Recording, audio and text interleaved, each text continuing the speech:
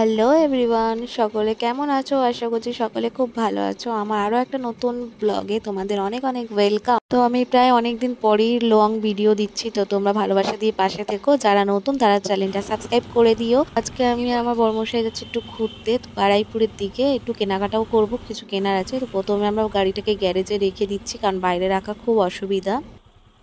আর এখানে ও গাড়িটা রেখে দিচ্ছে। এখন আমরা যাব বাজারের মধ্যে কিছু বাজার করতে। তো চলো পুরোটাই দেখাচ্ছি। এই যে ছাওয়াতে দেখতে পাচ্ছ, যতটা সুন্দর আমরা মিলেমিশে যাচ্ছি অতটাও সুন্দর আমাদের রিলেশনশিপটা নয়। তো দাদার সাথে একটু রাগারাগি হয়েছিল বলে ওরকম বক বক করতে করতে যাচ্ছিলাম। তারপর একটা জুতো কেনার ছিল, তো একটা জুতোর দোকানে গেছিলাম, পছন্দ হয়নি। তারপরে এই দাদাটার দোকানে এসেছি, তো এখানে আমি হামেশাই জুতো নিই। তো এখানে খুব সুন্দর সুন্দর জুতো ছিল, এখান থেকে নিয়ে নিলাম। তারপর চলে আসলাম বাজারে। আর বারুইপুরে এটা কিন্তু খুব বড় একটা সবজি বাজার বলো, মশলা বাজার, পাইকারির দোকানপত্র। তো এখানে চলে আসলাম একটু মশলা নেওয়ার জন্য। মশলা দোকানে এসে এই নলপাপড়গুলো দেখলাম, কত সুন্দর না, এগুলো বেশ ভালো লাগে খেতে।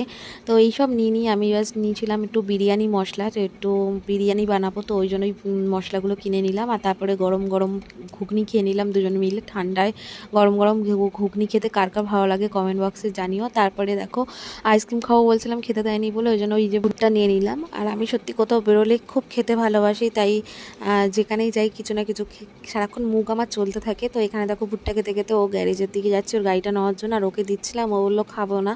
তো ও বেশি খাবে না বলেছে, বেশি দিইনি।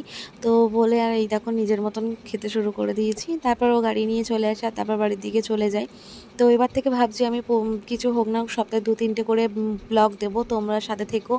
আর যারা যারা নতুন আমার চ্যানেলে, তারা চ্যানেলটাকে সাবস্ক্রাইব করে নিও। আর তোমরা সাথে না থাকলে সত্যি এই ছোট পরিবারটা বড় হবে না।